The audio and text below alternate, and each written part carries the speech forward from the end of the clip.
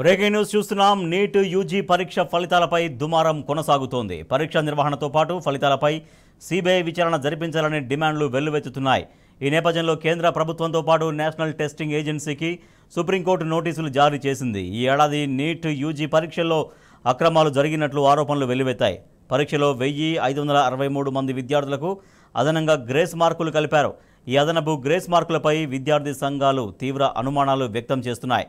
నీటి పరీక్ష నిర్వహణ ఫలితాలపై సిబిఐ విచారణ చేపట్టాలంటూ సుప్రీంకోర్టులో పిటిషన్ దాఖలు చేశాయి.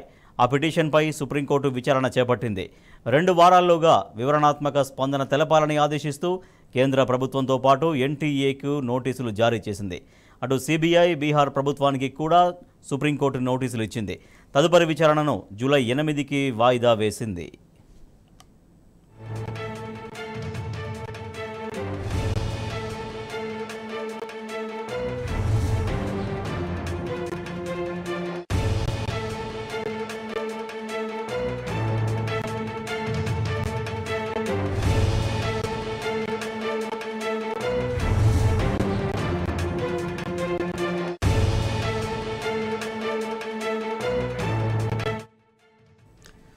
కేంద్రంలోని బీజేపీ ప్రభుత్వంపై కాంగ్రెస్ జాతీయ అధ్యక్షుడు మల్లికార్జున ఖర్గే నిప్పులు చెరిగారు. నీటి యూజీ పరీక్ష ఫలితాల్లో పెద్ద కుంభకోణం జరిగితే దాన్ని కప్పిపుచ్చుకునే ప్రయత్నం మోడీ సర్కారు చేస్తోందని దుయ్యబట్టారు. నీట్ పేపర్ లీక్ కాకపోతే బీహార్లో 13 మందిని ఎందుకు అరెస్ట్ చేశారని ప్రశ్నించారు. గుజరాత్లో నీట్ స్కామ్ రాకెట్ బట్టబయలైన మాట వాస్తవం కాదా అని నిలదీశారు.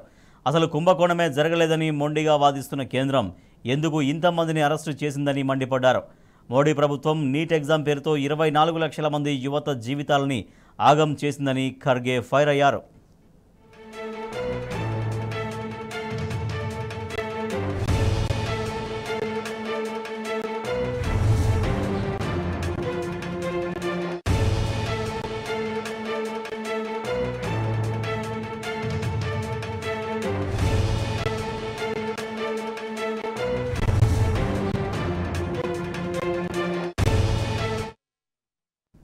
నీట్ యూజీ పరీక్ష ఫలితాలపైన దుమారం కొనసాగుతోంది.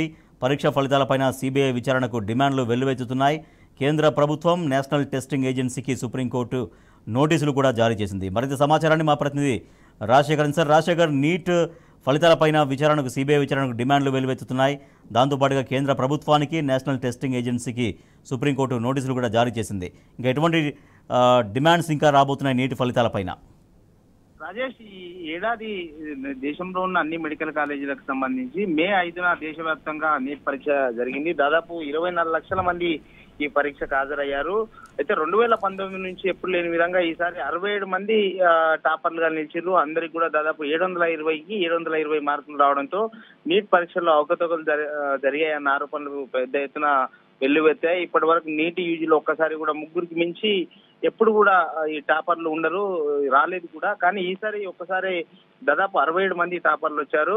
అయితే దీని మీద పెద్ద ఎత్తున కూడా దేశవ్యాప్తంగా కూడా దుమారం చెలరేగుతున్న పరిస్థితిగా కనపడుతూ ఉంది. ఈసారి 67 మంది టాపర్లు ఒక హర్యానా రాష్ట్రంలో ఒకే పరీక్ష సెంటర్ లో రాసిన వాటిలోనే అత్యధిక విద్యార్థులు రావడంతో తల్లిదండ్రుల్లో అనుమానాలు వ్యక్తమయ్యాయి. దీంతో విద్యార్థి సంఘాలు దేశవ్యాప్తంగా ఆందోళన వ్యక్తం చేస్తున్న పరిస్థితి కనపడతా ఉంది. దీనికి సంబంధించి పెద్ద ఎత్తున కూడా ప్రతిరోజు దేశవ్యాప్తంగా కూడా ఆందోళన చేస్తా ఉన్నారు. చాలా మంది కోర్టుకు వెళ్లారు.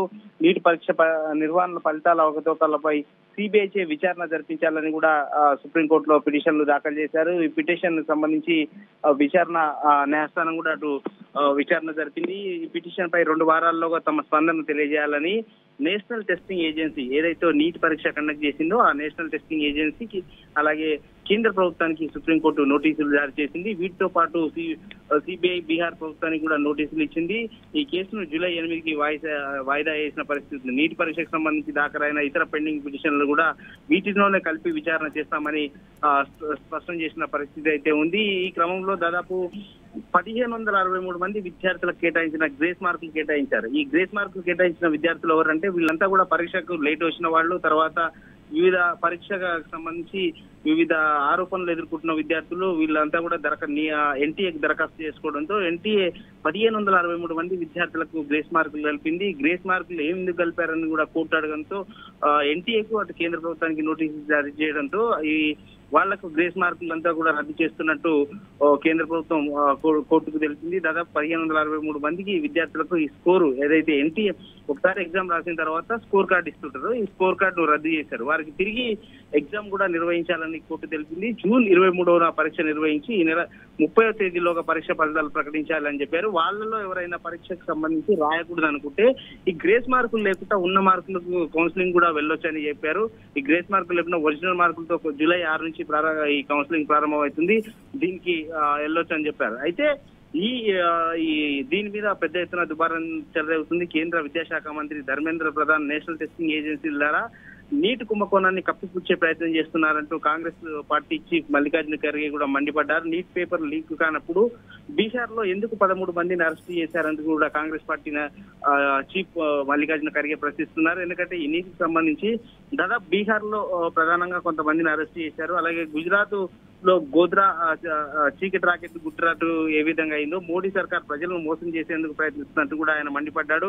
ఎన్టీఏ ప్రతి సంవత్సరం దుర్వినియోగం చేస్తుంది. దాదాపు 24 లక్షల మంది యువతతో వాళ్ళ జీవితాలతో చెలగాటమాడుతుంది అంటూ ఆయన ఫైర్ అయిన పరిస్థితి కనపడతా ఉంది. ముఖ్యంగా ఈ పరీక్షకు సంబంధించి దేశవ్యాప్తంగా అనేక చోట్ల కూడా రిగ్గింగ్ జరిగింది. ఈ పరీక్షను ఆన్లైన్ లో నిర్వహిస్తారు. సో మెరిట్ స్టూడెంట్లంతా కూడా ప్రభుత్వ కాలేజీల్లో సీట్లు రాకుండా మెరిట్ వాళ్ళందరినీ కూడా వెనక్కి పోయే విధంగా ఎవరైతే నిజంగా చదివారో దానికి భిన్నంగా ఈసారి రిజల్ట్ వచ్చినాయని చెప్తున్నారు. కాంగ్రెస్ పార్టీ ఇది వ్యాపం 0.2 అని కూడా విమర్శించిన పరిస్థితి అయితే కనపడుతోంది. మొత్తం మీద అయితే దేశవ్యాప్తంగా ఈ ఎగ్జామ్ కి సంబంధించి కాంగ్రెస్ పార్టీ తో పాటు అన్ని స్థానిక ఆయా రాష్ట్రాల్లో ప్రాంతీయ పార్టీలు కూడా పెద్ద ఎత్తున ఆందోళన వ్యక్తం అయితే చేస్తూ ఉన్న పరిస్థితి కనపడతా ఉంది. 24 లక్షల మంది జీవితాలతో ప్రభుత్వం ఆటలాడుతుందంటూ కూడా తీవ్రంగా మండిపడుతున్న పరిస్థితి అయితే మనకు కనపడతా ఉంది. Rajesh. Right, thank you Rajasekhar.